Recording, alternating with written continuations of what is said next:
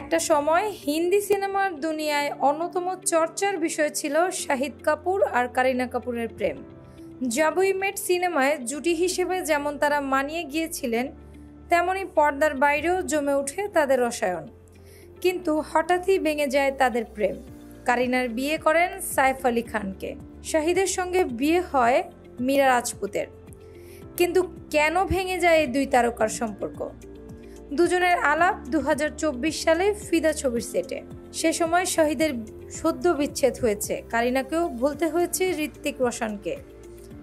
ফলে দুজনের কাছাকাছি আসতে সময় লাগেনি। প্রথমে আপত্তি থাকলেও পরে কারিনার মা ববিতাও সায় দিয়েছেন মেয়ের পছন্দে। ঘনিষ্ঠ মহলে কারিনা এও জানিয়েছিলেন তিনি শাহিদকে বিয়ে করবেন।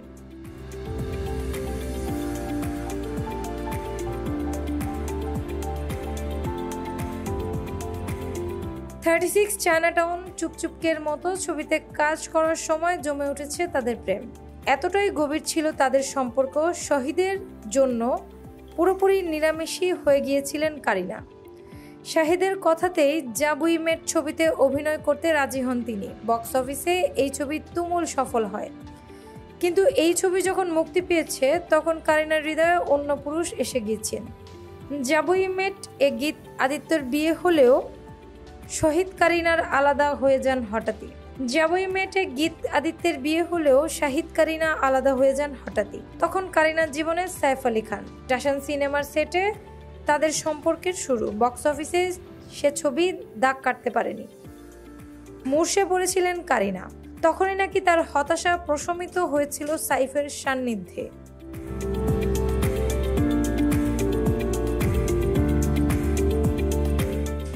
কিন্তু কেন শাহিদের সঙ্গে কারিনার সম্পর্ক ভেঙে গেল, সেই কারণ নিয়ে দুই তারকার কেউই মুখ খোলেননি কোনোদিন। সম্প্রতি এক সাক্ষাৎকারে কারিনা বলেন, ভেবেছিলাম তাসান আমার ক্যারিয়ার বদলে দেবে, কিন্তু হলো ঠিক উল্টো। জব উই মেট আমার ক্যারিয়ার বদলে দিয়েছিল, আর তাসান আমার জীবন।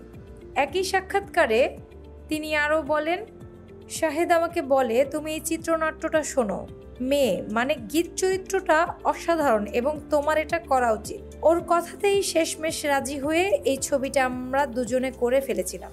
অবশ্যই ভাগ্য সেটাই ঠিক করে রেখেছিল, জীবন সেই ছন্দেই এগিয়েছিল। এই ছবিটা এবং তাসানের মধ্যবর্তী সময়ে আমাদের জীবনে অনেক কিছু ঘটে গিয়েছে। আমরা দুজনেই ভিন্ন রাস্তা বেছে নিয়েছিলাম।